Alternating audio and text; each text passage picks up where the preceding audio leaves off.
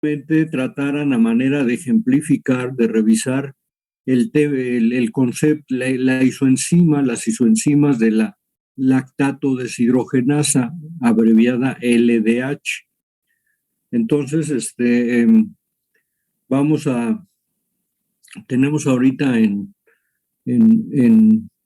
ya en sala 46, bueno, ya está la mayoría del grupo en sala. Bueno, voy a preguntar, vamos a revisar tarea. A ver, Baena Torres Gavino, que te veo por ahí en la pantallita, tu tarea la tienes por ahí a la mano. Buenos días. Léenos lo que encontraste tú de qué son las isoenzimas.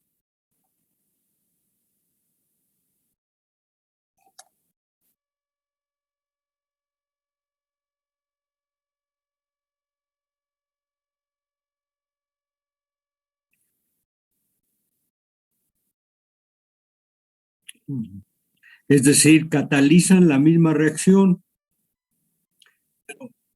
pero tienen estructura diferente. Totalmente de acuerdo, Gavino. Esas son las isoenzimas, de ahí el nombre de iso. Ya saben que iso quiere decir que hay igualdad en algo. Y estas enzimas lo que tienen es que catalizan la misma reacción, pero realmente tienen desde estructura primaria diferente, como bien lo dice Gavino. Quiere decir que incluso provienen de genes diferentes, y uno podría pensar que es un desperdicio, ¿no? De la célula, pues ¿para qué quiere enzimas diferentes si van a hacer lo mismo? Sin embargo, no es así, porque muchas de ellas van a funcionar en tejidos diferentes, y obviamente, aunque catalizan la misma reacción, no lo van a hacer de la misma forma. Bueno, anotamos participación, Gaby, a Gavino, y ahora le preguntaría a Betsabel Ballesteros, que también la veo por ahí con su camarita encendida. Muy bien. ¿Encontraste algo de la lactato deshidrogenasa, Betsabel?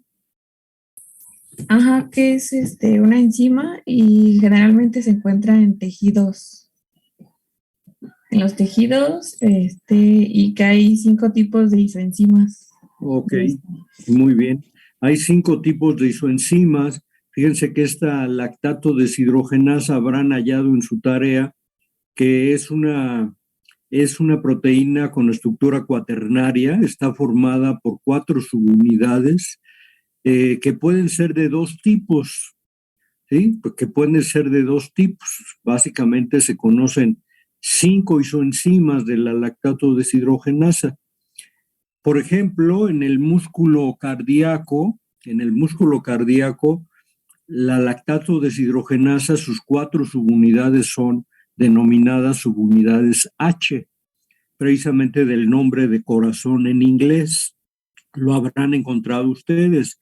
En cambio, nosotros, por ejemplo, en nuestras células cardíacas, prácticamente tenemos que la que funciona es la lactato deshidrogenasa con 4 subunidades H. Pero en cambio en los músculos, en el músculo esquelético, el resto de los músculos de nuestro cuerpo, la lactato deshidrogenasa tiene 4 subunidades, pero a diferencia de las del corazón son distintas. Estas subunidades precisamente se les llama subunidades M, de músculo también en inglés, ¿no? Entonces, fíjense que es muy curioso revisar esa situación. No sé si alguien haya encontrado, ya bueno, le ponemos participación a Betsabel, que nos dio la información de la lactato deshidrogenasa.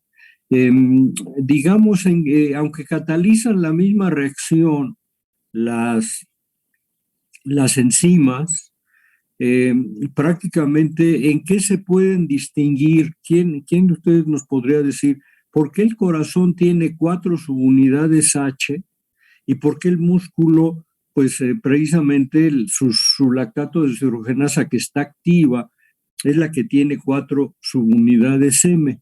¿Alguien revisó algo al respecto? ¿A qué se debe que que nuestro corazón y nuestros músculos tienen activas diferentes lactatos deshidrogenasas y finalmente catalizan la misma reacción? Pues yo en general encontré que las isoenzimas tienen variaciones en sus características fisicoquímicas e inmunológicas, incluso en el lugar de origen y localización, y puede ser esta variedad enzimática causada por tres factores. La primera es la información genética para las moléculas enzimáticas están localizados en distintos genes. La segunda es que cuando los monómeros constituyentes de una están codificadas en genes diferentes. Y la tercera sería las mutaciones de los genes en general. Sí, estoy totalmente de acuerdo con Joel. Él es un poco lo que nos está diciendo de a qué se debe esta cuestión de que son diferentes, ¿no? Y esto tiene que ver con los genes. Por ejemplo, lo que yo les estoy diciendo de las subunidades y las subunidades M, quiere decir que hay un gen en el material genético, en el DNA, que codifica para las subunidades H y otro gen que codifica para las subunidades M. Ojo, fíjense que lo maravilloso que es el organismo. Quiere decir que el DNA lo tenemos igual en todos nuestros tejidos. Es decir, todos los genes, los 30,000 genes que tiene el genoma humano, están en todos nuestros tejidos y en todas nuestras células. Sin embargo, no los 30,000 genes se expresan en todos los tejidos. Habrá ciertos genes que activan, habrá ciertas células y tejidos que activan ciertos genes y otros que activan otros. Por ejemplo, el músculo cardíaco, aunque tiene el gen de las subunidades M, ese no lo expresa nada más el gen de las subunidades H para que la lactato deshidrogenasa que esté activa sea esa que tiene 4 subunidades H. Bueno, entonces, muy bien, Joel, anotamos también participación de Joel. Voy a usar la pizarra, creo que ya cada vez le agarro más el modo y creo que puedo ilustrar lo que les estoy diciendo porque es interesante y además vamos introduciéndonos en el metabolismo que vamos a empezar a revisar. Me dicen ustedes si ven, espérenme, regreso porque no lo hice bien, eso es lo que luego me falla. Voy a compartir pantalla. Ahora sí. Me dicen si ven mi pantallita esta de cuadrícula. Sí, sí, profesor. Bueno, entonces miren, lo que les estoy diciendo es que la LDH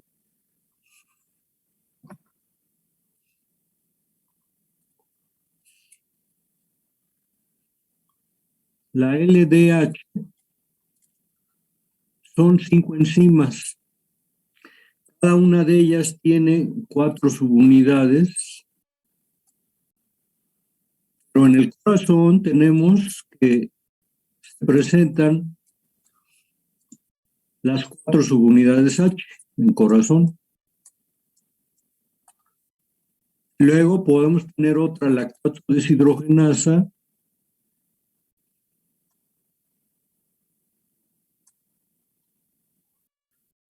Miren que tengan 3H.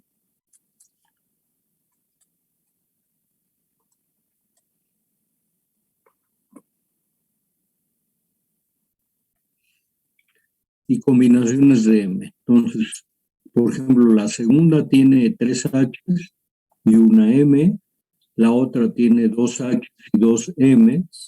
Las M son las que estoy poniendo en rojo. Otra tiene una H y 3 M.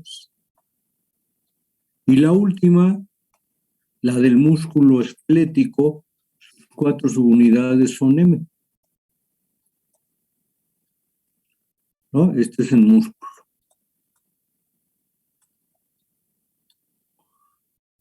¿A qué se debe eso?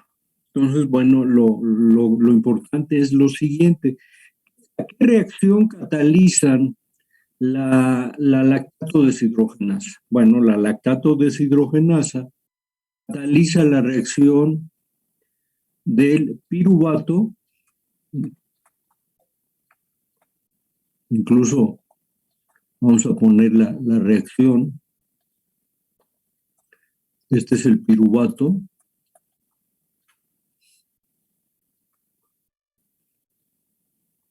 Y cataliza la reacción de óxido-reducción, donde el piruvato se reduce y se convierte en lactato. Esto es lo que cataliza la LDH. Aquí se necesita de una coenzima. Incluso ahorita voy a averiguar qué tanto ya estudiaron una coenzima, NAD en su forma reducida, NADH, que se convierte en NAD oxidado. A ver, pregunto, esta reacción la reacción puede ir en ambos sentidos. Esta reacción del piruvato hacia lactato, con el nombre de la enzima lactato deshidrogenasa, la enzima ¿de qué grupo de los 6 en que están divididas las enzimas, de acuerdo a la reacción que catalizan? ¿A qué grupo pertenece? Claramente, si es deshidrogenasa y si estamos diciendo químicamente qué es lo que ocurre, deben de saber, pues esta enzima es del grupo fulano de tal. ¿Es oxidorreductasa?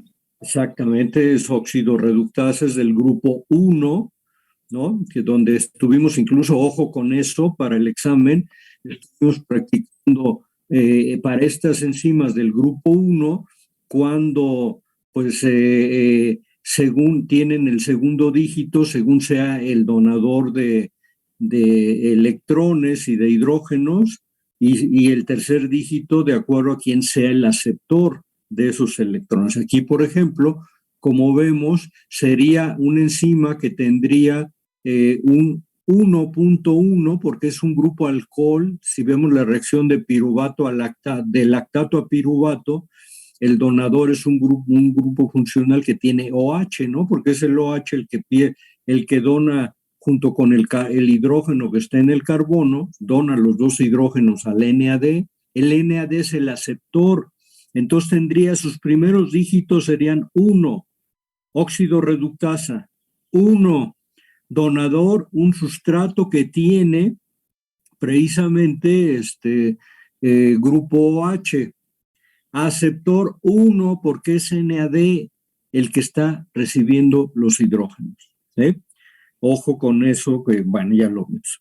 Pero bueno, ahorita la intención es la siguiente. ¿Por qué hay varias lactato deshidrogenasas? Bueno, miren, el piruvato, ahí está de rojo la reacción. Ahora voy a poner con otro color lo que quiero mostrarles. Vamos a ubicar el contexto en el que está esta enzima. Esta enzima lactato deshidrogenasa funciona en el citoplasma de las células, por ejemplo, de las células cardíacas, de las células musculares. Y entonces, lo que ocurre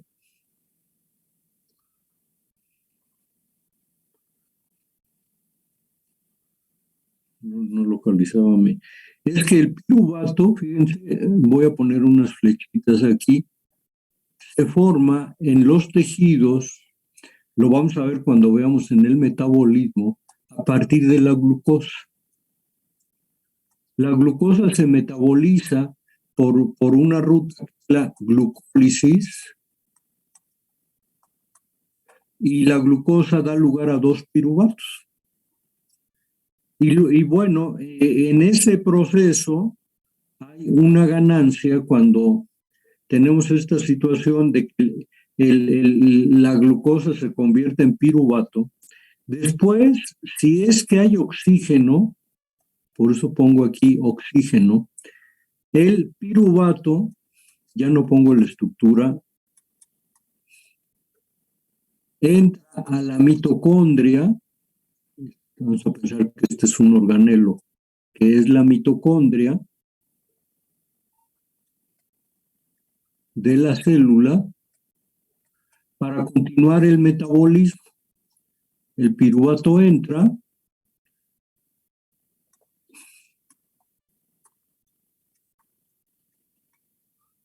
y se convierte en acetilcoenzima A. Eso lo vamos a ver ya pronto. La acetilcoenzima A junto con el oxaloacetato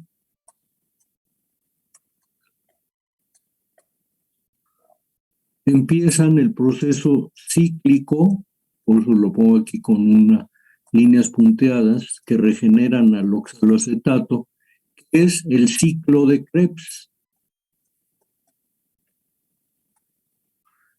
Ahí es donde pues, los carbonos de lo que era el piruvato y la acetilcoenzima A se convierten en dióxido de carbono, se oxidan hasta dióxido de carbono.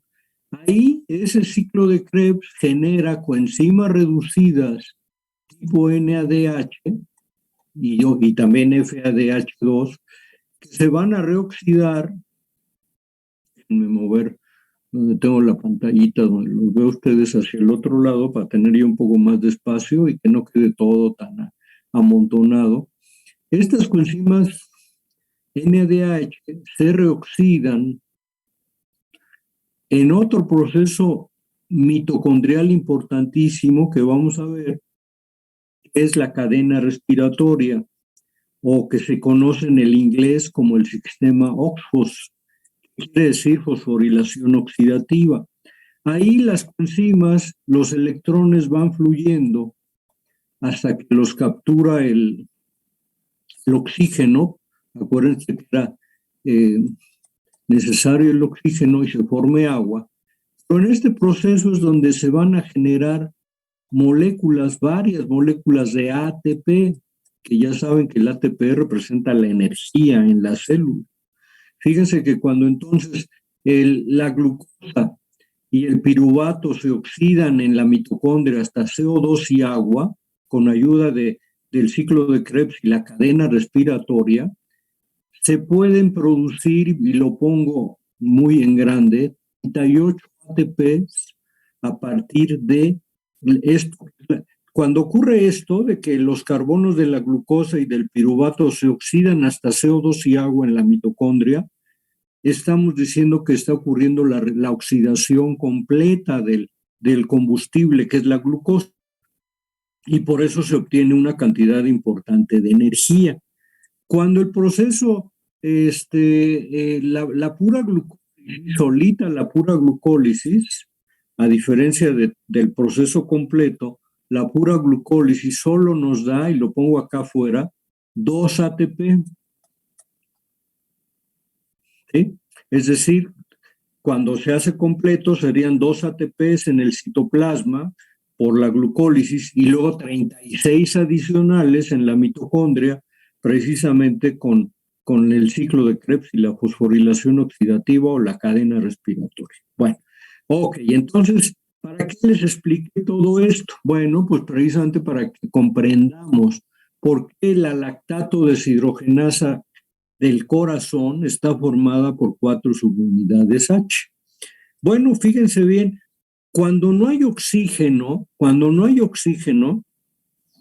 es precisamente, y lo voy a poner del mismo color que había puesto la reacción, cuando no hay oxígeno, ahí fíjense, puse una X al oxígeno, entonces el piruvato que generó la glucólisis no puede entrar a la mitocondria. Y entonces la lactato deshidrogenasa lo toma y lo convierte en lactato, al piruvato. Y es cuando está funcionando la enzima lactato deshidrogenasa.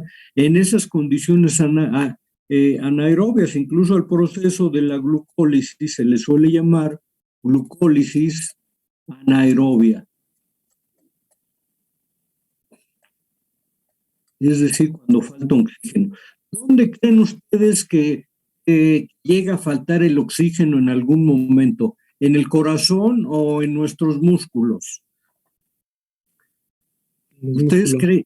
Claro, en los músculos, en el corazón, pero para nada puede faltar el oxígeno, ¿no? Además, ¿cuál de los dos tejidos creen ustedes que necesite más energía? ¿Quién tiene más actividad? ¿Las células cardíacas o las células musculares? No, pues sin duda Los las musculares. ¿Las musculares? ¿Y No, a poco el corazón nunca se detiene? Y mejor que ni se detenga, ¿verdad? Si no, de repente, súbitamente terminamos la clase. No, prácticamente el corazón está trabajando permanentemente. Ustedes se han imaginado lo maravilloso que es eso, que ese órgano que es el corazón, precisamente que está latiendo y permitiendo que se bombee la sangre a todo el organismo, no puede dejar de moverse. La actividad mecánica del corazón es permanente. Entonces, ¿ustedes qué creen? ¿Que el corazón necesite los 38 ATPs o nada más los 2?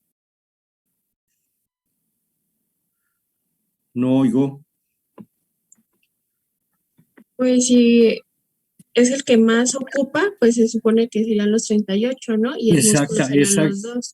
Y precisamente es que en el corazón, precisamente no puede haber condiciones de anaerobiosis, entonces siempre hay oxígeno y por eso la glucosa va a dar piruvato y el piruvato, ¡pum!, entra a la mitocondria. La lactato deshidrogenasa cardíaca, que tiene 4 subunidades H, tiene una KM, ojo, una KM, me voy a regresar, voy a donde puse todas las lactato deshidrogenasa. La lactato deshidrogenasa, que tiene 4 subunidades H, tiene un alto valor de KM para piruvato.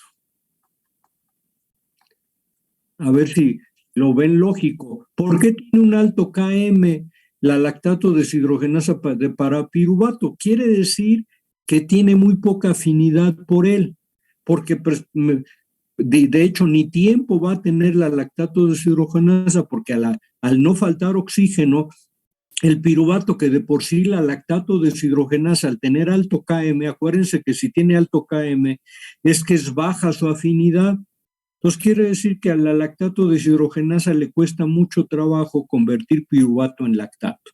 Y ni siquiera tiene tiempo para ello, porque como hay oxígeno, el piruvato entra a las mitocondrias cardíacas y se oxida hasta CO2 y agua por medio del ciclo de Krebs, la cadena respiratoria, y afortunadamente se obtienen 38 ATPs.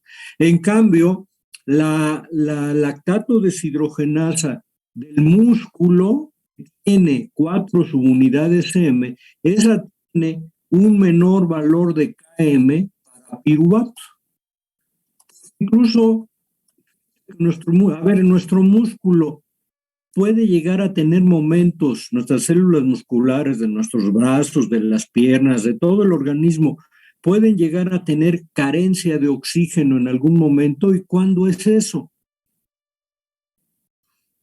Pues puede ser cuando estamos, por ejemplo, llevándolo, pues no sé, realizando una actividad de alto esfuerzo, vaya.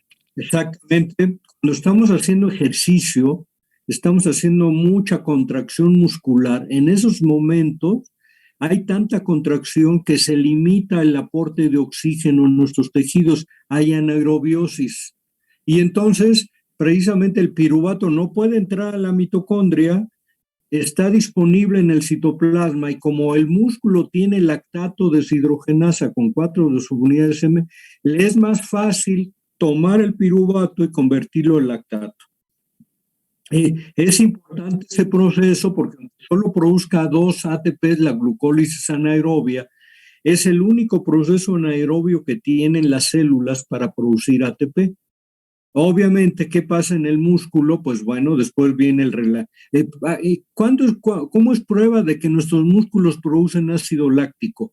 Pues quienes de ustedes llegan a ir al gimnasio o practican ejercicio y de repente hacemos ejercicios nuevos, nos quedan adoloridos los músculos. ¿Saben por qué es ese dolor muscular cuando hacemos ejercicio y no estamos muy acostumbrados a hacerlo, a que se acumula ácido láctico y ese ácido láctico genera micro desgarres en nuestros músculos que pues nos los dejan adoloridos, que al día siguiente no nos podemos ni mover. ¿Y qué nos recomienda? Pues seguir haciendo el ejercicio, no detenernos, para empezar a acostumbrar a nuestros músculos a que sea más rápida su oxigenación y puedan deshacerse del lactato. De hecho, incluso cuando el ácido láctico se vierte a la sangre, el hígado lo reconvierte en glucosa por un proceso que es la gluconeogénesis, que lo vamos a ver más adelante. Es increíble y maravilloso cómo se adapta el metabolismo celular a las diferentes actividades. A ver, Mesli quería comentar algo. Adelante, Mesli. Sí, es que en la investigación yo encontré que obviamente cuando la LDH cuando los tejidos se dañan, pues liberan más LDH en el torrente sanguíneo y esto produce pues enfermedades del hígado, ataques cardíacos, cáncer y anemia, bueno, entre los más comunes. Pero si el corazón también contiene este lactato deshidrogenasa, o sea, ¿qué se debe? De que cuando más haya lactato, como que genera enfermedades. Y de hecho, el análisis de esta enzima, esa isoenzima, pues es de suma importancia para los médicos, ¿no? Porque los mantienen vigilados. No, excelente tu comentario, Mesli. Sí, aparte de esto, no, y no solo este es un ejemplo de isoenzimas.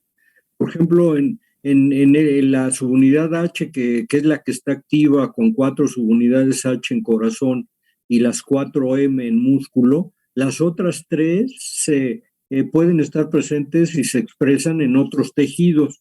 Pero lo que dice Mesli es importantísimo. Muchas de estas isoenzimas los médicos las estudian porque la presencia o ausencia de alguna puede manifestar un estado patológico, problemas, por ejemplo, de cáncer, de algunas cuestiones de alteración. Por ejemplo, hay enfermedades que se llegan a presentar en las personas que tienen problemas cardíacos, que le llaman isquemia cardíaca. Algunas zonas del tejido cardíaco empiezan a dañarse por diferentes motivos, que obviamente eso es grave, es delicado, y en esos tejidos empiezan a fallar el tema de la oxigenación. Entonces, en esa parte, pues obviamente, aparte de que no está funcionando del todo normal el corazón, pues obviamente pueden presentarse, sí, situaciones de anaerobiosis indeseables en el músculo cardíaco, ¿no? En un corazón sano, pues eso no ocurre y obviamente está latiendo permanentemente para que obviamente, bueno, tengamos sangre en todo el organismo, oxígeno y podamos vivir apropiadamente. En ese sentido, fíjese que es tan interesante que, por ejemplo, se hizo un estudio, yo leí desde el principio que me tocó revisar este tema, que se hizo un estudio en las aves. Ustedes saben que hay aves que son migratorias, por ejemplo, cuántas aves migran de un país a otro, sobre todo en el invierno, precisamente para resguardarse del frío y cosas por el estilo, las llamadas aves migratorias, ¿no? Y hay aves que no vuelan, ¿no? Como por ejemplo precisamente las aves domésticas, la gallina, obviamente el guajolote, etcétera, ¿no? El gallo, no, son aves que no vuelan. Entonces hizo un estudio en el músculo de sus alas. ¿Y qué creen? Las aves migratorias, ¿qué lactato deshidrogenasa creen que tengan en las alas las aves migratorias? ¿4 subunidades H o 4 subunidades M? H como en el corazón. Exactamente, 4 subunidades H. Y en cambio las domésticas tienen 4 subunidades M. Entonces, ¿por qué? Pues porque no necesitan tanta energía. Las migratorias, pues como sus músculos de sus alas están, pues obviamente trabajando de manera intensa, precisamente cuando hacen esos recorridos, pues tienen que tener garantizados que pueden obtener los 38 ATP sin ningún problema, ¿no? Entonces, Vean, todo esto tiene razón de ser, no es ningún desperdicio el que existan las isoenzimas. Cada tejido pues va a requerir de una lactato deshidrogenasa X, ¿sí? Hay isoenzimas que, por ejemplo, conforme va desarrollándose un organismo, deben de dejar de funcionar y empezar a aparecer otras isoenzimas. Eso es un poco lo que nos decía Medley de cuando eso no ocurre, pues es que hay una manifestación patológica que puede ser detectada con la falta o presencia de una isoenzima respectiva. Tienen mucho valor en el tema del diagnóstico médico, ¿no? Las isoenzimas. Pero como ven, sobre todo con este ejemplo de la lactato deshidrogenasa, también hasta cierto punto son enzimas que al actuar en diferentes tejidos con diferente, aunque catalizan la misma reacción, su cinética no es exactamente la misma, como lo que les dije de la lactato con 4 subunidades H, que presenta alto KM para piruvato, y la de músculo que presenta menor KM para el piruvato. Quiere decir que su facilidad de realizar la reacción es distinta una lactato deshidrogenasa y la otra. Bueno, entonces ya con este tema queda cubierto con esta parte de las isoenzimas. Con esto concluimos el tema de enzimas. No es un tema tan grande como el que vimos para la parte de las proteínas y los aminoácidos y los métodos. Aquí básicamente es más concretos. Estudien y bueno, todavía manera de, no ahorita porque pues, finalmente el examen lo vamos a hacer hasta de este viernes hasta el otro. Entonces vayan estudiando y todavía si quieren dentro de 8 días alguna cuestión de dudas, ejercicios que se les compliquen, etcétera, etcétera, lo revisamos, ¿no? Tenemos que tener básicamente varias cuestiones y ya que hayan estudiado y vayan surgiendo el tema de dudas, podemos dentro de 8 días en la clase del miércoles, como hoy, pues previo al examen del viernes, que el examen, ojo, el viernes que nos toca el examen, vamos a hacer exámenes diferentes, pero los vamos a hacer todos al mismo tiempo.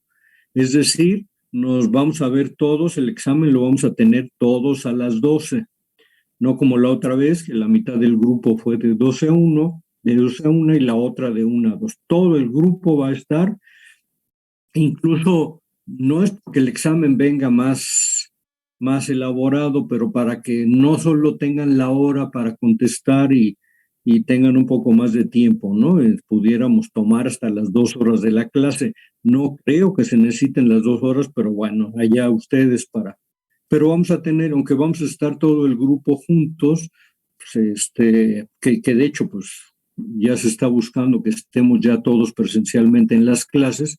Entonces estaremos ahí en el salón, todos llévense como siempre, sus cubrebocas para estar ahí en el salón.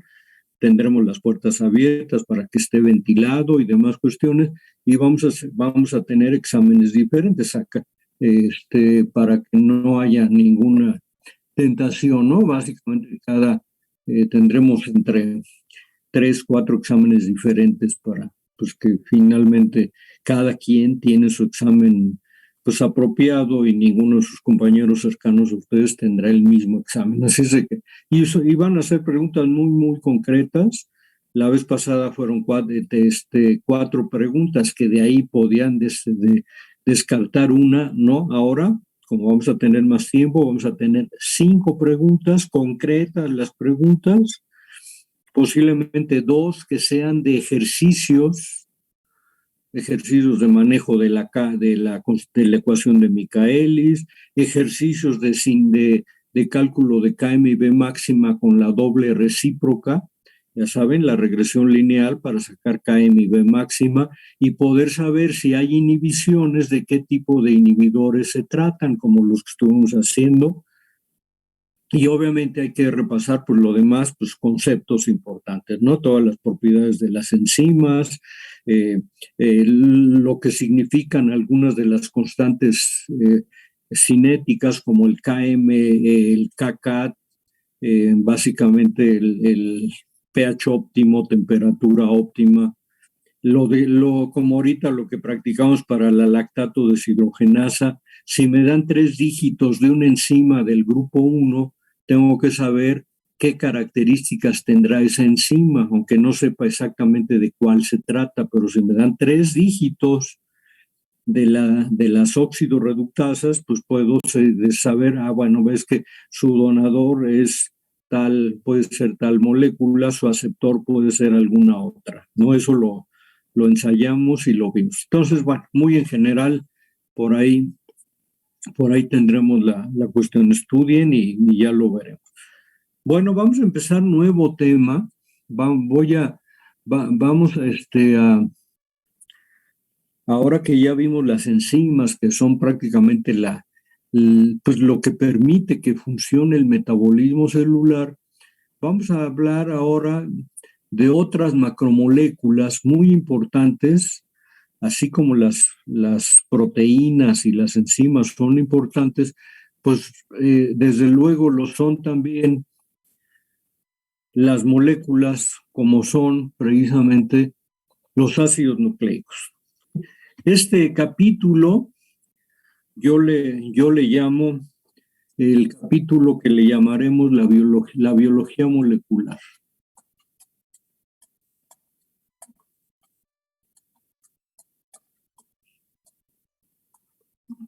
Como ya hablamos nosotros de las proteínas, incluidas las enzimas, en este capítulo, pues sobre todo vamos a hablar de los ácidos nucleicos.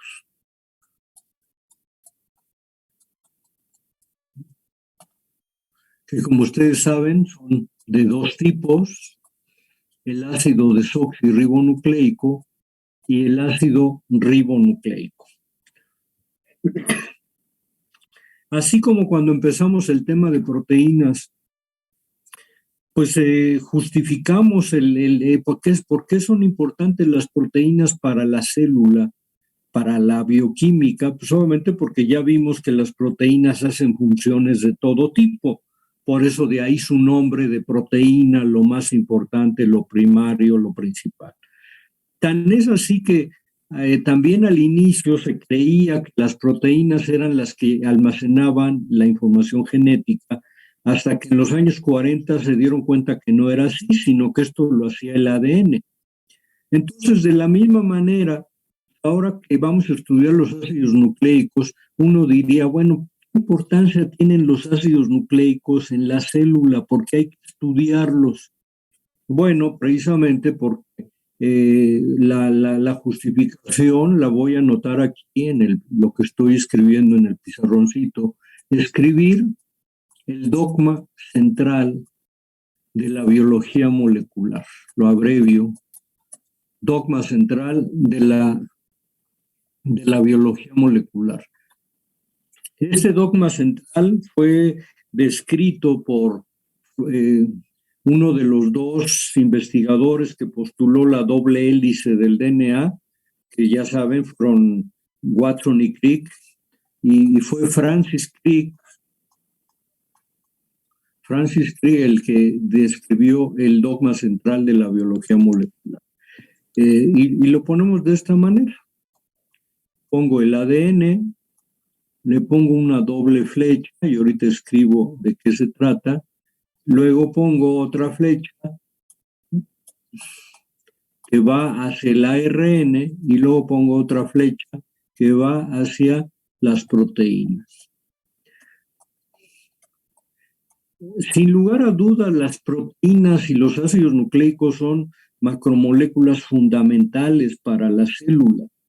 Las proteínas porque son como pues quienes ejecutan todas las funciones que se tienen que realizar en el organismo, pero quien tiene toda esa información para que se formen las propias proteínas son los ácidos nucleicos, ¿no?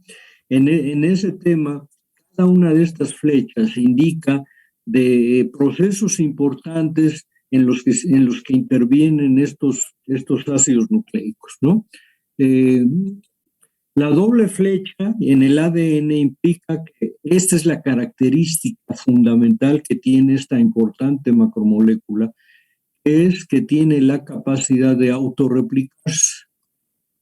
A esta primera etapa del dogma central se le llama la replicación.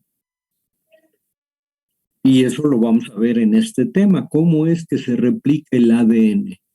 Pero no es la única función que tiene esta macromolécula, que es el ácido desoxirribonucleico, sino que también es capaz de dar lugar a este otro ácido nucleico, que es el ARN, mediante otro proceso que se conoce con el nombre de transcripción.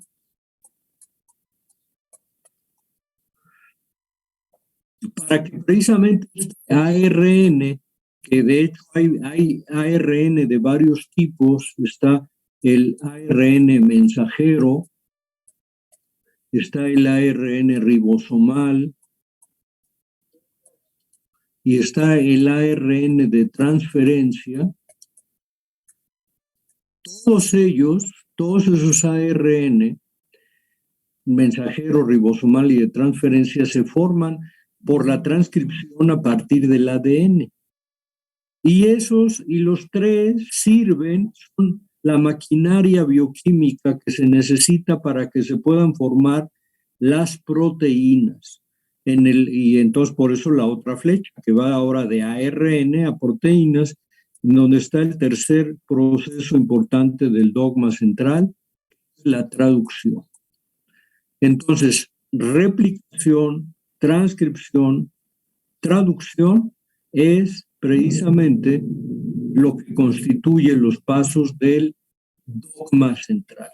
En todo tipo de célula así ocurre el flujo de la información, de ADN a ARN y de ARN hacia proteínas, ¿sí? Solamente los virus, algunos virus, no todos, son capaces de tener unas modificaciones en el dogma central. Por ejemplo, como ocurre ahorita con el virus SARS-CoV-2 o como el virus del SIDA, básicamente son virus que tienen como material genético ARN porque son capaces de, a partir del ARN, formar ADN, es decir, ellos pueden revertir la transcripción, ¿sí? Entonces, en ese sentido, el ácido ribonucleico puede convertirse en ADN porque los virus tienen una enzima, tienen la información para hacerlo con una enzima que se llama transcriptasa reversa. Incluso por eso a estos virus se les llama retrovirus, por el hecho de que son capaces de formar DNA a partir de su RNA, ¿no? Entonces, en ese sentido, lo pongo en rojo porque, pues bueno, y además saben ustedes que los virus, pues en teoría, y así siendo muy estrictos, no es materia viva. El virus, ya lo hemos comentado, es una asociación supramolecular, que sí, los virus se pueden replicar, pero se replican hasta que están dentro de una célula huésped, utilizando toda la maquinaria bioquímica que tiene esa célula. Es como un virus, logra replicarse, multiplicarse, etcétera, etcétera, ¿no? Bueno, pero entonces, dogma central que propuso Braxton y Cribb son la replicación del ADN, la transcripción que permite la formación de ARN a partir del ADN y la traducción, que es precisamente que en los ribosomas del citoplasma se pueda leer el RNA mensajero y obviamente se pueda ir formando una nueva proteína, ¿de acuerdo? Eso es muy interesante, aquí lo vamos a ver más adelante, porque fíjense, para que ocurra la replicación del ADN y para que ocurra incluso la transcripción, para estos dos procesos se necesitan proteínas, enzimas. Y ya vimos que las enzimas son proteínas. Por ejemplo, para que ocurra la replicación se necesita la ADN polimerasa, que es una proteína, una enzima del grupo de las ligasas. Para que ocurra la transcripción se requiere de una enzima que es la ARN polimerasa, que es otra enzima. Entonces aquí surge la gran pregunta, como lo que siempre nos han dicho, ¿qué fue primero, la gallina o el huevo? En la evolución, ¿qué se formó primero, las proteínas o los ácidos nucleicos? ¿Las proteínas o el ADN? Pues dicen, pues el dogma central me dice, pues entonces tuvo que haberse formado primero el ADN, porque luego él tiene la información que se la pasa al ARN y se puede formar una proteína. Así, correcto. Pero también para que el ADN se forme, se genere, ¿sí? Se replique, se necesita de muchas proteínas. Entonces, ¿qué fue primero? Es interesante, ¿no? Básicamente lo que ocurre es que al parecer lo que fue primero en la evolución no fue ni el ADN ni las proteínas. Todo apunta que a lo mejor lo primerito que se formó fue el ARN, y ya vamos a ir viendo cuando estemos en este tema que estamos iniciando el día de hoy, a qué me refiero con esta parte de que tal vez el primero fue el ARN y no lo fue ni el ADN ni las proteínas. Bueno, entonces, esto es como el por qué estudiamos a los ácidos nucleicos. En el poco espacio que tengo ahí en la pizarrita, continúo ahora diciendo, bueno, ¿qué cosas vamos a definir qué son los ácidos nucleicos? Así como... Pero, profe, sí. El proceso de, por ejemplo, de pasar de un ARN a un ADN en el caso de los virus, ¿igual es transcripción o tiene otro nombre? Sí, en el caso del, por ejemplo, hay virus que tienen ADN y realizan su transcripción normal, es decir, forman su ARN y luego obviamente forman las proteínas, pero siempre utilizando la maquinaria de la célula que están infectando, ¿no? Pero hay los virus que no tienen ADN originalmente, sino tienen ARN, tienen ahí la información para que cuando usa los ribosomas y la maquinaria de las células que están infectando, su ARN se expresa y forma precisamente el ADN del propio virus, que entonces se replica y es el que empieza a permitir que se replique el virus al interior de la célula. ¿Ok? Pero hay, sí, efectivamente, hay virus que hacen el dogma central también, como lo hacen las células, pero hay algunos virus que obviamente pueden hacer la parte de la transcripción de manera reversa. Y luego, ya teniendo el ADN, pues puede irse en el sentido normal.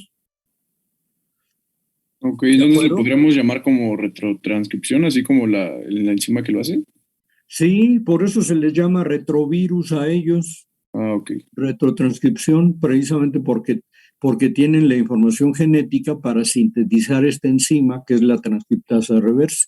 De hecho, incluso, ya lo explicaremos, ahorita no, ya lo explicaremos más adelante, pero miren, cuando nosotros nos hacen la prueba de PCR,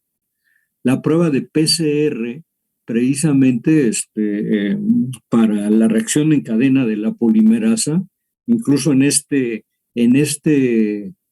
cuando estemos en este tema, vamos a dar seminarios que van a impartir en equipo varios de ustedes, y uno de esos temas va a ser que hablemos de la PCR, porque es una prueba que se usa la PCR es como si hacemos en un tubito la parte de la replicación del ADN, porque estamos replicando el ADN millones de veces en condiciones in vitro, ¿no? Es increíble esa técnica que se dio a conocer desde la década de los 80 del siglo pasado. Pero a lo que voy es que cuando nos hacen la prueba de la PCR para saber si tenemos o no la infección viral, deben de saber ustedes que que antes, como el virus tiene RNA y lo que se quiere es detectar si está presente el virus o no, entonces se hace primero el aislamiento del ARN para tratar de localizar el del virus, agregar transcriptasa reversa, se le agrega transcriptasa reversa a la técnica para que se forme el ADN complementario del RNA del virus. Y entonces luego lo que hace la PCR es ya con el DNA lo replica millones de veces para que entonces pueda salir corroborada que exista, al encontrar ese ADN replicado con la prueba de PCR, si sale positiva es que quiere decir que exista el ADN que se formó a partir del RNA del virus.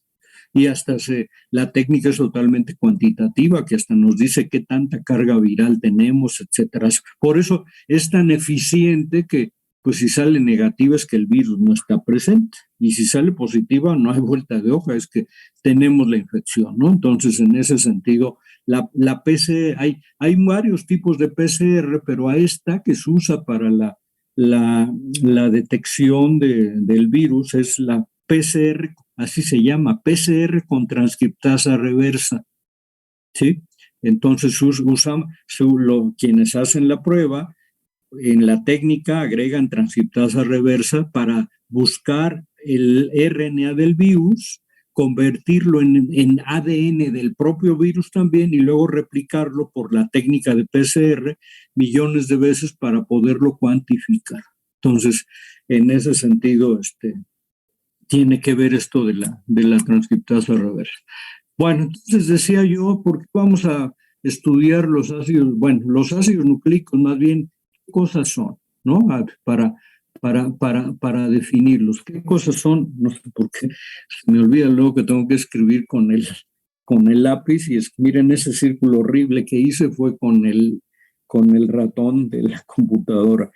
Bueno, ¿qué son los ácidos nucleicos? Los ácidos nucleicos, al igual que las proteínas, son macromoléculas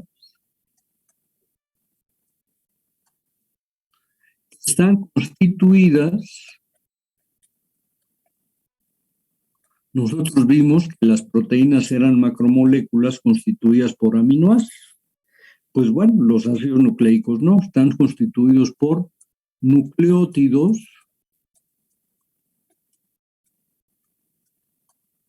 unidos valentemente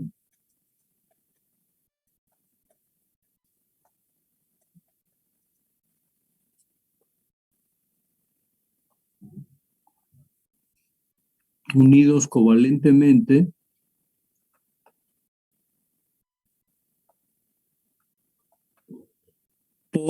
acuérdense que las proteínas también tenían sus aminoácidos, estaban unidos covalentemente, ¿no?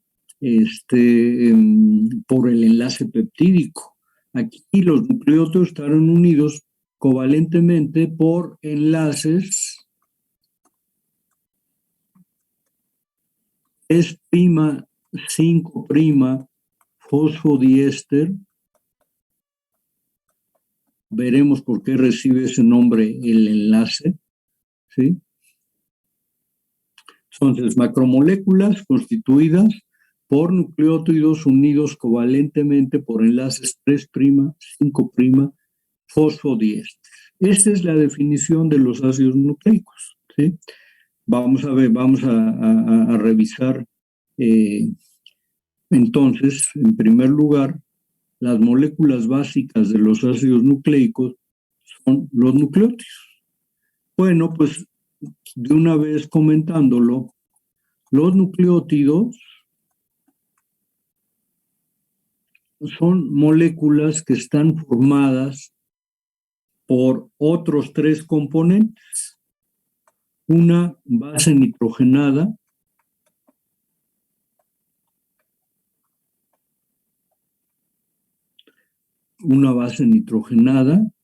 que puede ser de dos tipos, una base púrica,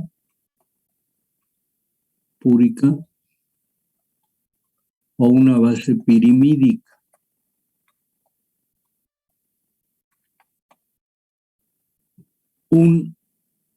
Una pentosa es decir, un azúcar de 5 carbonos que también puede ser de 2 tipos.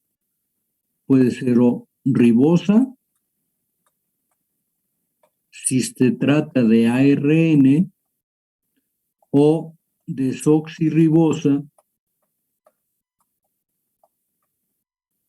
si se trata de ADN. Ven, incluso ya damos una primera diferencia química que hay entre el ADN y el ARN. De hecho, de ahí su nombre. Ácido ribonucleico A, porque su pentosa es ribosa. Ácido desoxirribonucleico A, pues porque su pentosa es desoxirribosa. Y por último, el otro componente de los nucleótidos son grupos fosfato.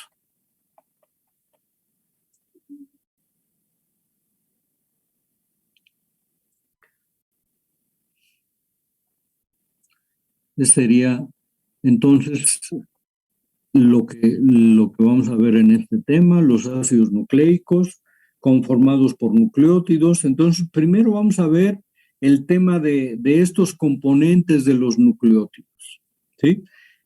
Sus características, sus propiedades. Por eso toda esta parte del inicio del tema de ácidos nucleicos, prefiero primero verlo con el pizarrón, en este caso con la pizarra digital. Ya pues a partir del 18 ya lo estaremos viendo allá digamos, con los pizarrones blancos que están en los salones de clase. Bueno, voy a poner así otra pantalla para continuar. Bueno, vamos a ver primero lo que son las bases nitrogenadas.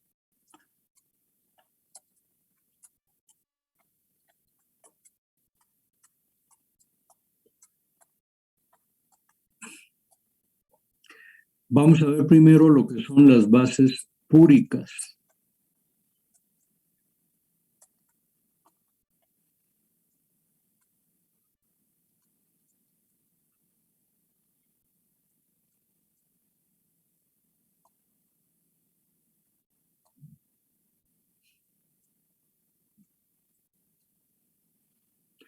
Las bases púricas se caracterizan porque tienen como estructura central estos dos anillos que contienen, aparte de carbonos, nitrógenos, como ustedes lo ven ahí, y este compuesto es la purina. De ahí el nombre de bases púricas. Y digamos que las dos bases púricas que podemos tener en los ácidos nucleicos son las que voy a poner enseguida.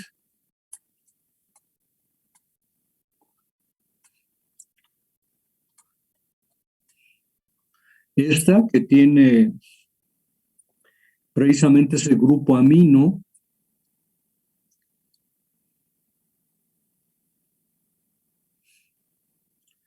¿sí? En este caso,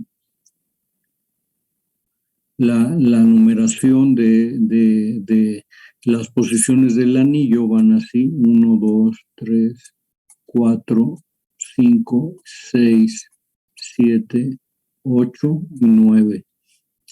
Entonces el nombre químico de esta base púrica sería 6-amino purina, pero su nombre común, así lo más fácil ubicarlo, es la adenina.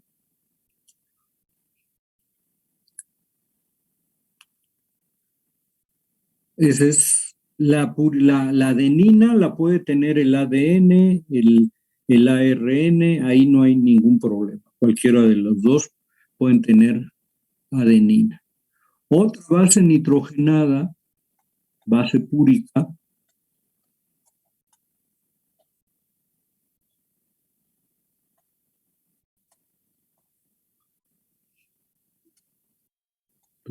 aquí su nitrógeno, aquí su otro nitrógeno. Otra base nitrogenada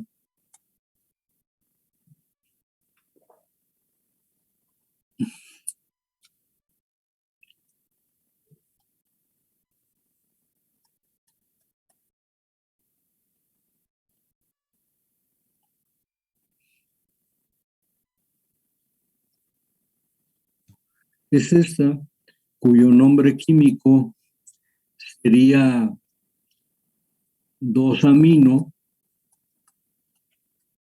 6-oxipurina, mejor conocida como la guanina.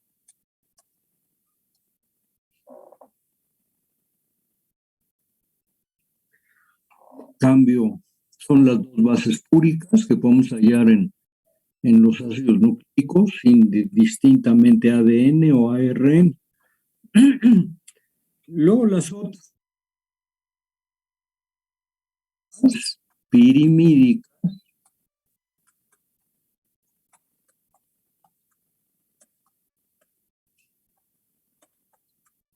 las bases pirimídicas pues son un poco más sencillas porque están formadas por un solo anillo. Este anillo pues recibe el nombre común de pirimidina. Por eso pues las bases nitrogenadas se llaman pirimidinas. Y en los ácidos nucleicos podemos tener, a diferencia de las bases púricas, 3 diferentes.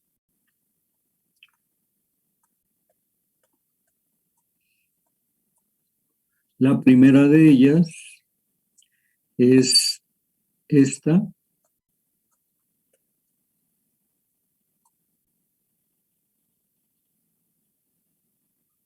¿Sí? Aquí la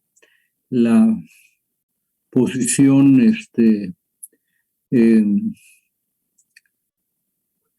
prácticamente de la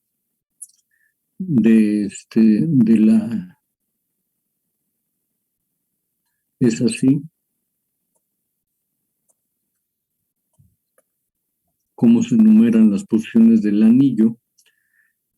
Y entonces aquí el nombre químico de esta serían 4-amino, 2-oxi, ya saben, pirimidina, ¿no? ¿Ya? Pero el nombre común es citosina.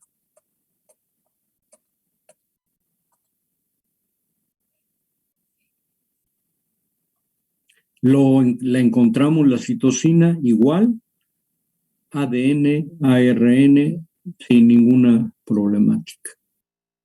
Ahora sí, en las otras dos que vamos a poner, esas van a ser diferentes según el tipo de ácido nucleico.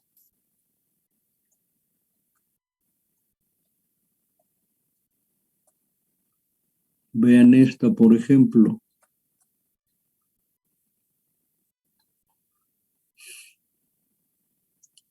Esta sería la 2,4-dioxi 5-metil pirimidina.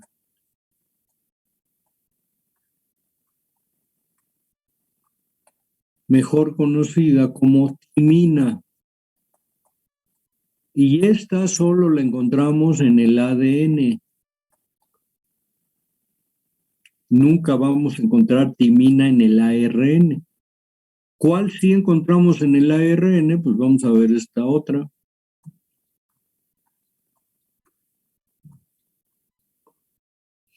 Se parecen. Vean ustedes cuál es la única diferencia. La diferencia es que aquí no hay grupo metilo en la posición número 5. Simplemente es 2,4-dioxi pirimidina, conocido con el nombre de uracilo, y esta es exclusiva del ARN.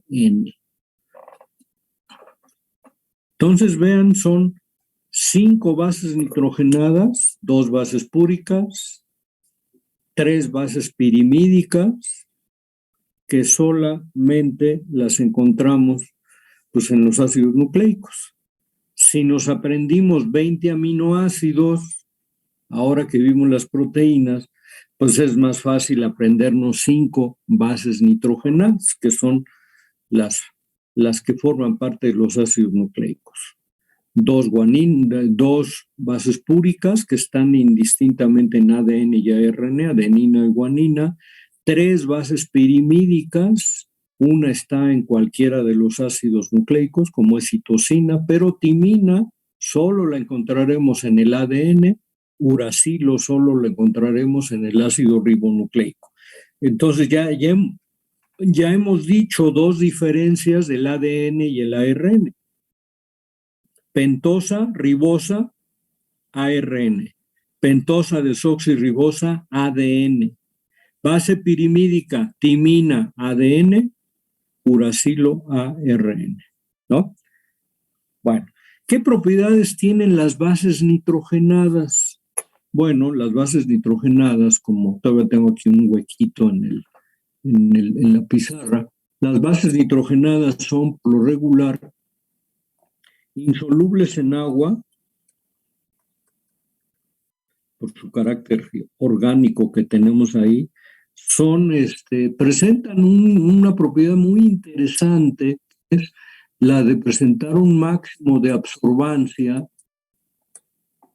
a 260 nanómetros, es decir, en la región de la luz ultravioleta, pueden tener su máxima absorbancia las bases nitrogenadas.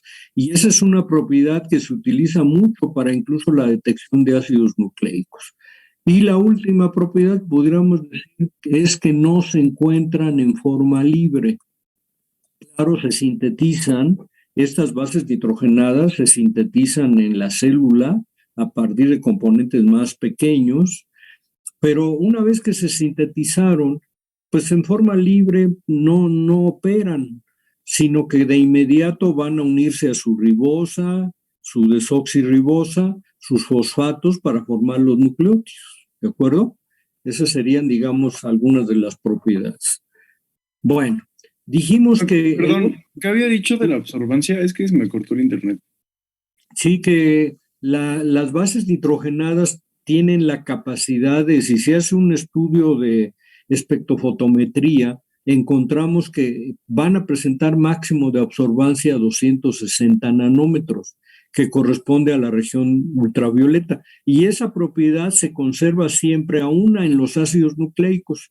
Entonces, cuando tenemos ácidos nucleicos en solución, ya sea DNA o RNA, y se mide si quiere uno cuantificar más o menos cuánto hay de ácido nucleico, uno puede medir la absorbancia a los 260 nanómetros porque esa propiedad es debida a las bases nitrogenadas que tienen los ácidos nucleicos. Esa es una característica importante. Recordarán en el tema de proteínas que cuando veíamos los aminoácidos aromáticos como triptófano, tirosina, fenilalanina, ellos también presentan absorbancia en la región ultravioleta, pero en lugar de 260 nanómetros, ellos era 280. Incluso esa absorbancia o a 260 o a 280 permite para poder cuantificar en solución cuánto tengo de proteínas, mido 280, o cuánto tengo de ácidos nucleicos, mido absorbancia a 260 nanómetros. ¿De acuerdo?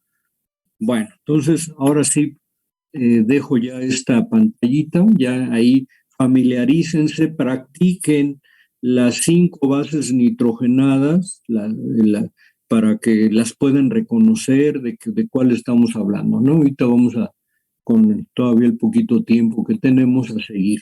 Bueno, después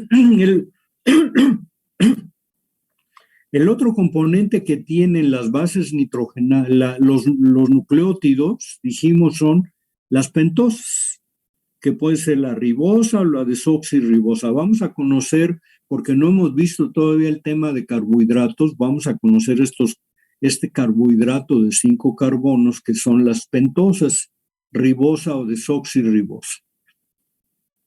Entonces, fíjense muy bien, a este grupo de compuestos les vamos a llamar los nucleósidos. Precisamente porque va a ser la unión, voy a poner una base nitrogenada, por ejemplo, la primera que pusimos hace un rato.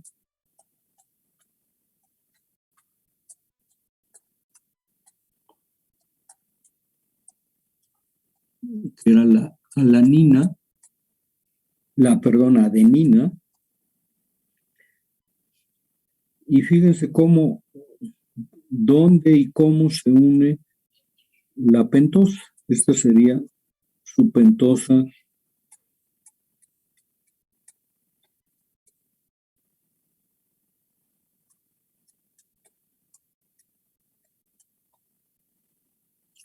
Bueno, entonces ahí tenemos la adenina.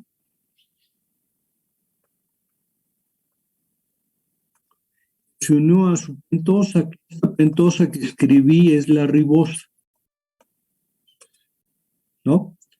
Hace rato habíamos visto que se numeraban las posiciones de los anillos así.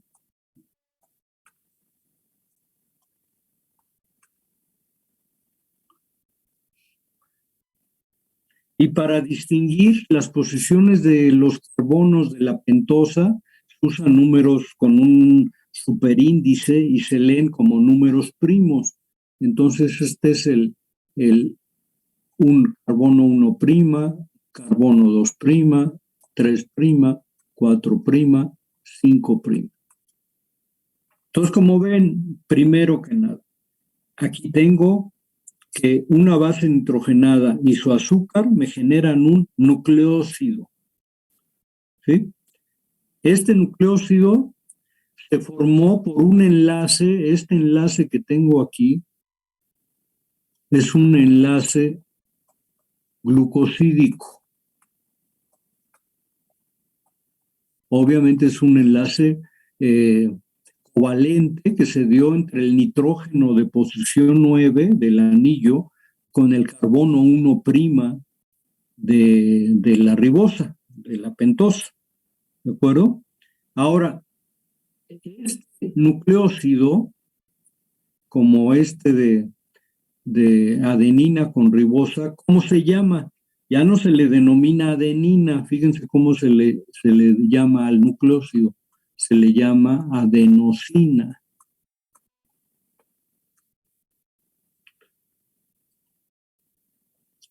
A ver, es una consulta y le voy a preguntar a Camila Rodríguez, que la he visto muy participativa en toda la clase aquí. Sino porque la veo que está atenta y que está participando. A ver, Camila, ¿esta adenosina, así como le escribí, sería del ADN o del ARN?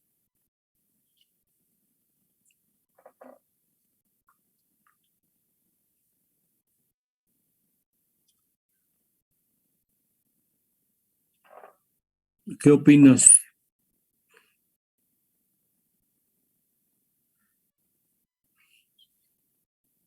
Y es que para tu mala suerte, Camila, te he tenido en pantalla toda la clase, entonces te veo muy risueña, y dije, no, pues es que le está gustando tanto la clase a Camila que está sonriente y demás, porque dije, no puede ser que esté distraída, que no esté poniendo atención a la clase, ¿no? Porque si no, entonces, ¿qué caso tiene que esté hasta con pantalla encendida? Hay que, a ver, ¿qué me dices? Bueno, a Betsabel ya le había preguntado. A ver, Gaby, para que vean que Gaby, esta nucleócido que escribí, por lo que hemos dicho antes, ¿sería de ADN o ARN, Gaby?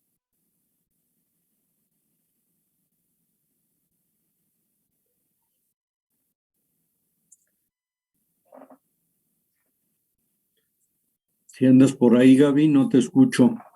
Sí, pero estoy viendo. Tiene adenina como base nitrogenada, pero tiene ribosa como pentosa. ¿De qué sería? ¿De ADN o de ARN? ARN. ARN. ¿Por qué Gaby?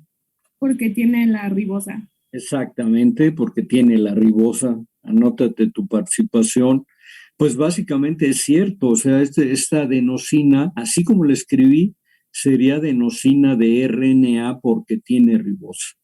Ahora vamos a poner uno que tenga desoxirribosa para que incluso me digan si es para que veamos que sería entonces de ARN. Pero bueno, esta la encontraríamos en el ARN.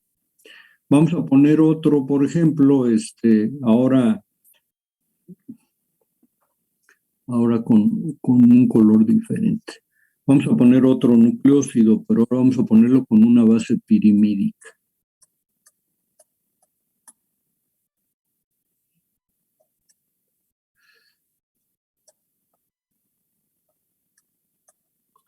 El enlace no va, el doble enlace nada más va aquí, quítenlo. Incluso ya, ahorita no, pero ya reconocerían cuál es la base pirimídica. A ver si por ahí la tienen, cuál es la base pirimídica.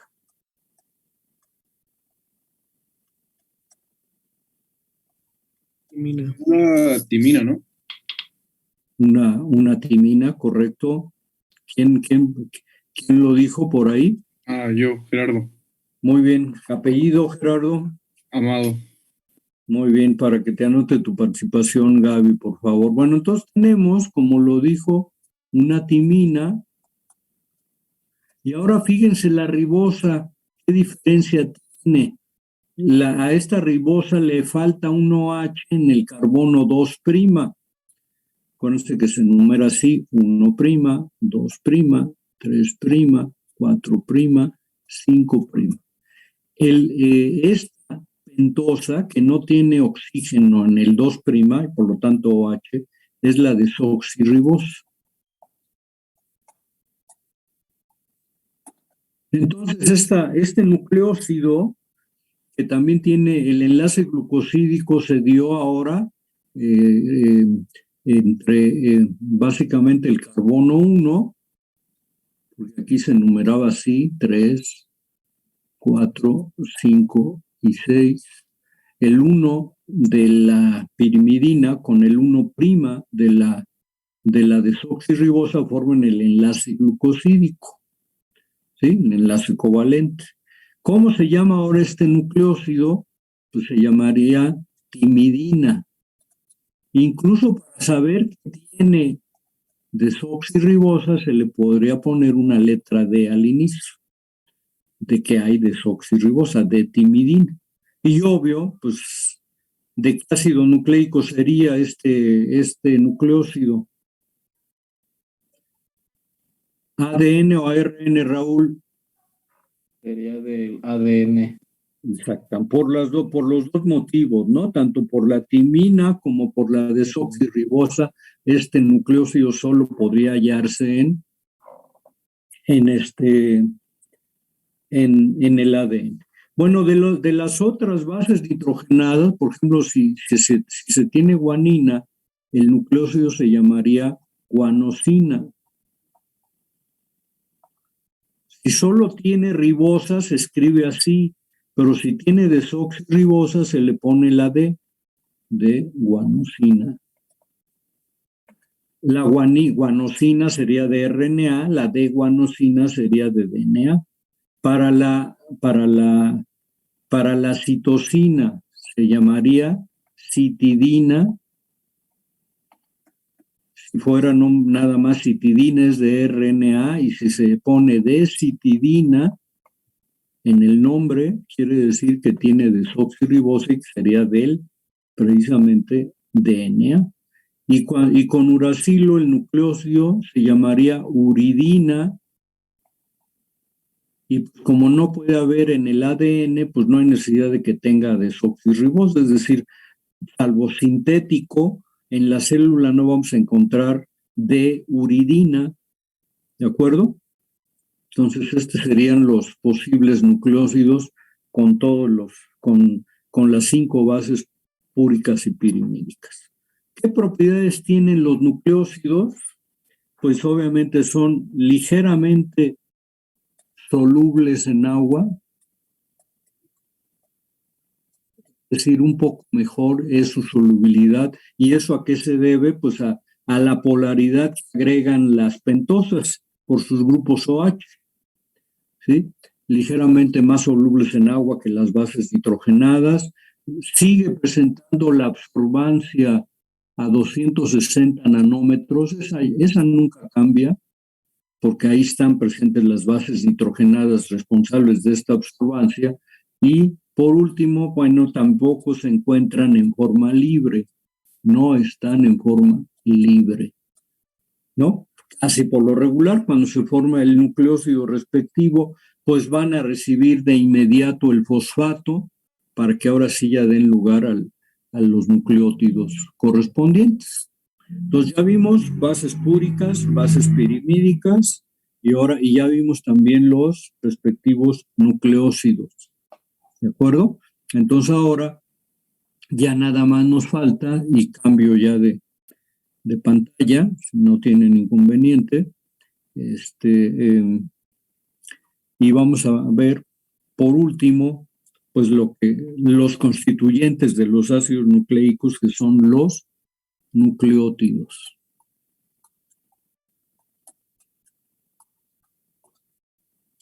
Los nucleótidos, pues, obviamente el único componente que les hace falta es el fosfato, ¿sí? Entonces vamos a ver, incluso sirve que hablamos de un nucleótido importantísimo.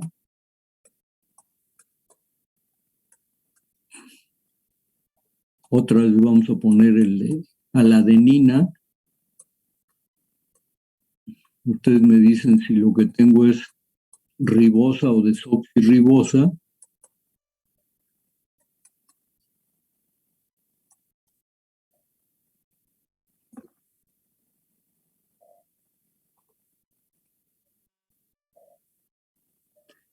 Aquí van los grupos fosfato.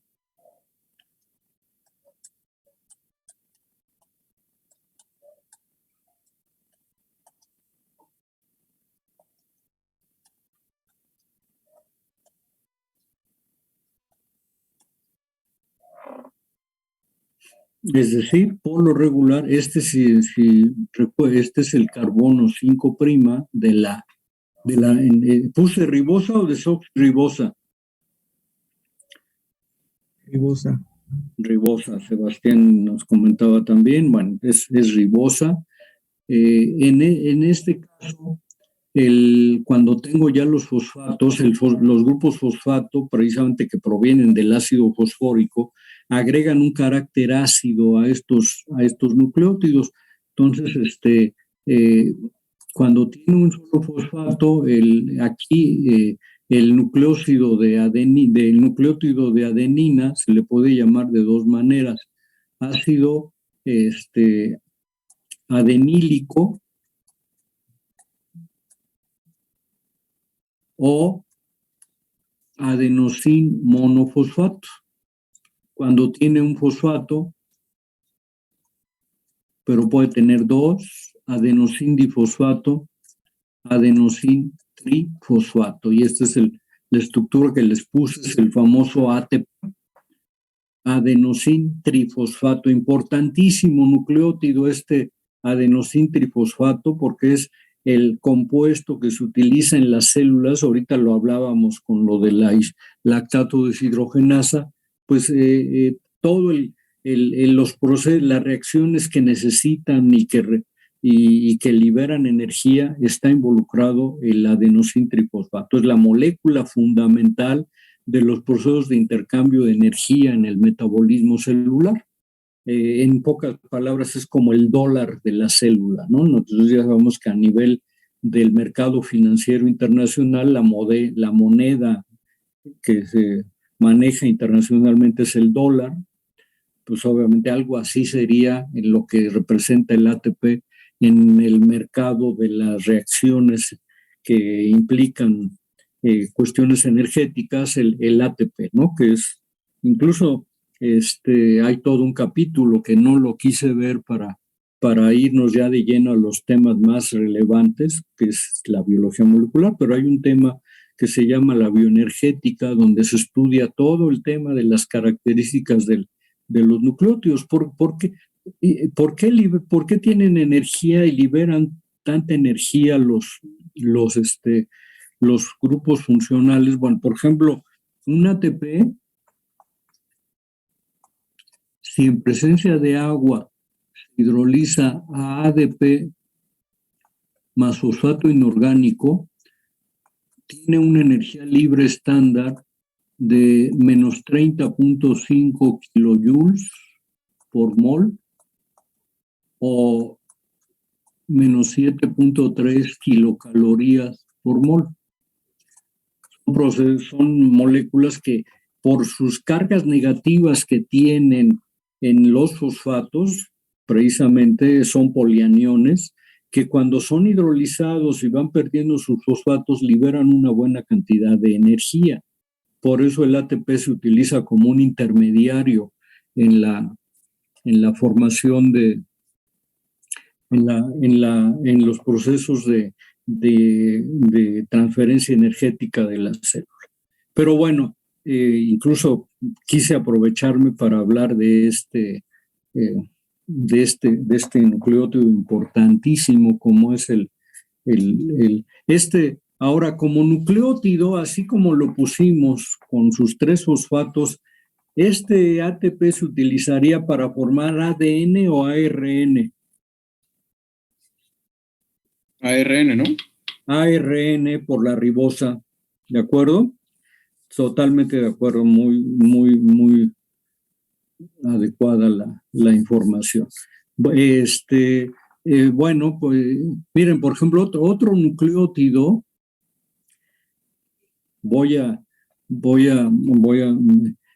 si yo a este ATP le quitara los 2 fosfatos y se formara una estructura cíclica aquí entre el último fosfato y el OH del 3', se forma el que ¿se acuerdan? El que vimos la otra vez, AMP cíclico, ¿no? Con un solo fosfato y una unión covalente entre el fosfato que queda y el OH del carbono 3' darían lugar al AMP cíclico, que lo vimos, ¿no? Como el mensajero secundario o señal del hambre, ¿se acuerdan? Que activaba las sinasas de la glucogenólisis y de la glucogénesis. Bueno, pero ahorita estamos viendo los nucleótidos como constituyentes de los ácidos nucleicos. Puedo tener, vamos a pensar, ahora vamos a poner otro, ahora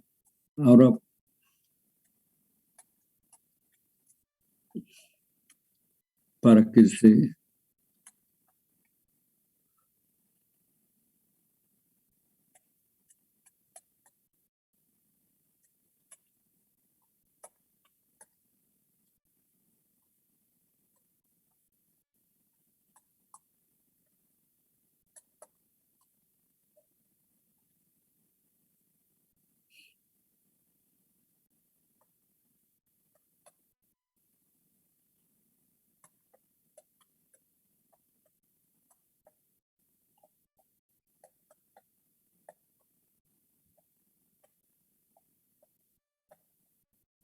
De una vez vamos a ponerle sus 3 fosfatos, pero los nucleótidos pueden tener un fosfato, 2 fosfatos o 3 fosfatos.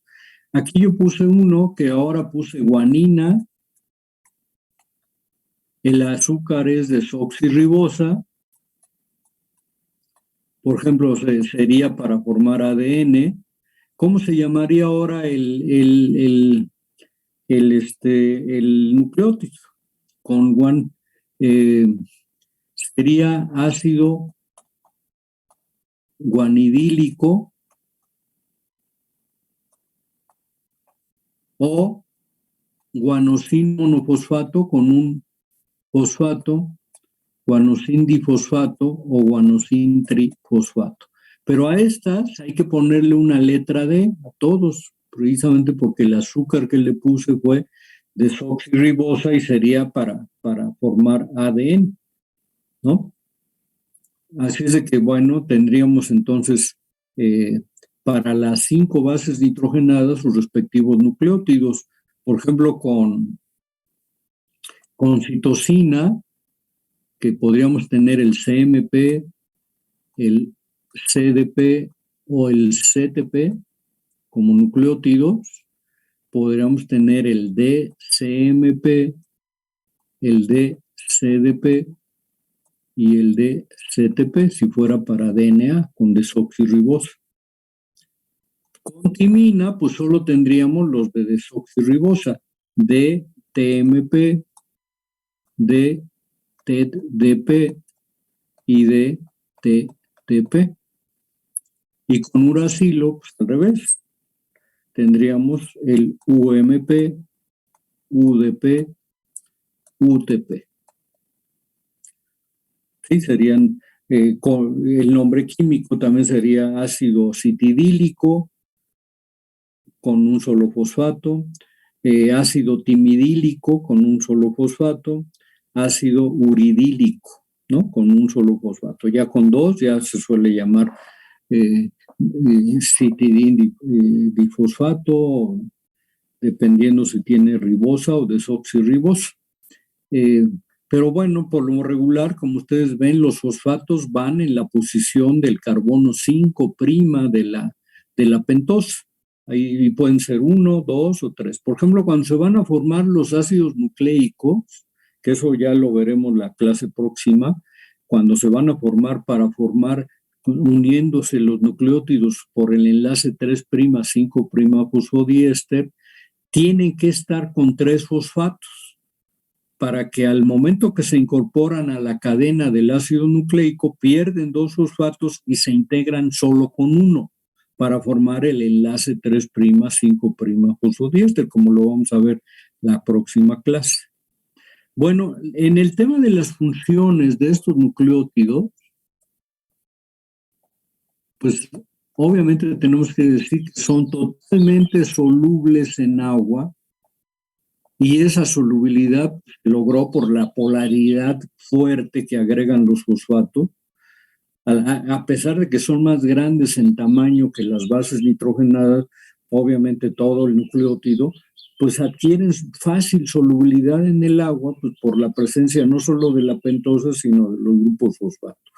Lo que nunca se pierde, siguen teniendo máxima absorbancia a 260 nanómetros, y ellos sí, incluso hasta lo pongo con mayúscula, los podemos encontrar en forma libre. ¿Por qué encontramos en forma libre los nucleótidos? Pues porque deben ustedes saber que los nucleótidos, pues en forma libre muchos de ellos desempeñan funciones especiales, por ejemplo, el ATP en transferencia de energía,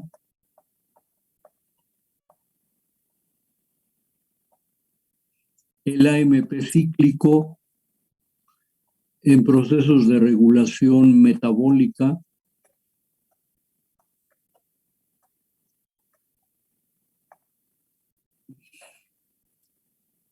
¿sí? Incluso, por ejemplo, el UTP se utiliza en la síntesis de carbohidratos. Por ejemplo, en la síntesis del glucógeno interviene el UTP. El CTP interviene en la síntesis de lípidos. Y el GTP, como lo vamos a ver en la traducción, se utiliza para es necesario para la síntesis de proteína. Entonces, ven ustedes lo importante que son los nucleótidos. La primera función es que son la estructura central de los ácidos nucleicos, DNA y RNA. Por eso los hemos estudiado como moléculas monoméricas de estas macromoléculas que son los ácidos nucleicos. Pero pueden existir en forma libre porque pueden desempeñar otras funciones. ATP, transferencia de energía, AMP cíclico, regulación metabólica, UTP, síntesis de carbohidratos, CTP, síntesis de lípidos, GTP, síntesis de proteínas. Y me faltaba un ejemplo más que hasta la hicieron ustedes de tarea. Ojo, porque es del tema de enzimas. El NAD, el FAD, La coenzima A, que les dejé de tarea ver sus estructuras, son coenzimas y están formadas por nucleótidos. ¿Sí? Entonces, estos nucleótidos se fueron unidos a vitaminas como es la niacina, la riboflavina, el ácido pantoténico de estas tres coenzimas, pues es otro ejemplo de por qué pueden existir en forma libre, a diferencia de los nucleósidos y de las bases púricas y pirimídicas que por lo regular no se encuentran en forma libre porque no ejecutan alguna función adicional a la de conformar los ácidos nucleicos. Bueno, pues ya prácticamente se nos acabó, son 4 minutos para las 10. El próximo viernes, entonces, continuamos con este tema. Vamos a ver cómo se forma el enlace fosfodiéster. Y entonces ahora sí ya vamos a empezar con algunas presentaciones que se las haré llegar para ver más generalidades de las macromoléculas, más diferencias entre el ADN y el ARN, y luego ya que veamos toda la parte estructural de los ácidos nucleicos, entramos al dogma central, que es replicación, transcripción y traducción, que es lo que vamos a ver en este importante tema de la biología molecular y donde vamos a tener, a lo mejor empiezo a repartir seminarios la próxima clase. Yo creo que fíjense, vamos bueno, ya hay quien dio seminario. Acuérdense cuando dieron los seminarios de priones y de chaperonas y chaperoninas, ahora, y eso les dio una calificación a quienes dieron el seminario. Ahora yo creo que fíjense, yo creo que vamos a dar algunos seminarios que nos platiquen lo que es el splicing alternativo. Vamos a ver el tema de lo que es cuando ya acabemos, casi estemos por acabar, veremos lo que es la epigenética y su relación con la nutrición, sobre todo para nuestra carrera tiene utilidad. Y vamos a ver también el tema de la PCR y los tipos de PCR que puede haber. Entonces vamos a tener como entre 4 y 5 seminarios que van a dar, es decir, vamos a conformar, yo creo que equipos máximo de 4 o de 5 personas para formar eso, para impartir los seminarios. Pero ojo, no pueden ser quienes ya dieron el seminario, porque la idea es que todo el grupo tenga oportunidad de dar seminario para que tengan una calificación adicional para cuando hagamos el promedio de todos los exámenes parciales, este seminario, ya que todo el grupo haya participado y tengamos oportunidad de dar una segunda vuelta, bueno, empezamos otra vez con que puedan participar quienes deseen, ¿no? Entonces, si en ese tema a lo mejor pueden ir conformando los equipos y informarle a Gaby para que los tengan, los 5 equipos que quieran tener seminario de estos temas de biología molecular, ¿no? Que son más o menos, ya en la clase próxima los repartimos, ¿no? Para que los vayan empezando a estudiar. Falta todavía, para que los presenten, porque tenemos que avanzar bien en el tema, para que no se preocupen de que digan, no, pero es que entonces, ¿qué voy a estudiar? El seminario, lo del examen, etcétera. A mí sí me interesa que este examen que viene de enzimas, por eso yo no estuve en contra de la fecha que ustedes quisieran dar, con tal de que se preparen bien para el examen de enzimas. Necesito que el grupo en su totalidad saque mucho mejores calificaciones de las que obtuvimos en el anterior, Así es que por eso incluso hasta voy a dar 1 hora de la clase, como les dije, dentro de 8 días, para resolver dudas, algún ejercicio que quieran que repitamos y demás cuestiones, lo hacemos con gusto, ¿no? Para que todos lleguemos muy bien preparados al examen de enzimas de la clase próxima. Bueno, pues aquí dejamos la clase. Voy a dejar de compartir pantalla para verlas a la mayoría aquí. Muchas gracias por el apoyo, Gaby. Entonces, si te quieren ir diciendo equipos de máximo 5 personas, no más, porque si no, no se puede conformar bien. El máximo 5. Si el grupo queda de 4 o de 3, bien, pero necesitamos 5 equipos para asignar los temas, ¿no? De seminario. Entonces, nos vemos el próximo viernes. Chicas y chicos, que estén muy bien. Hay que seguirnos cuidando porque por ahí dicen que otra vez está cambiando el semáforo, etcétera. Yo todavía no he visto si seguimos todo el país en verde o creo que ya hay algunos estados que ya regresaron al amarillo, entonces no hay que confiarnos, y más con el riesgo de que viene Semana Santa, ¿no? Entonces, bueno, esperamos que no volvamos a tener más repuntes de la pandemia. Bueno, cuídense mucho, que tengan buen día, hasta luego. Hasta luego, profe. Hasta luego, profe. Hasta luego. Bye.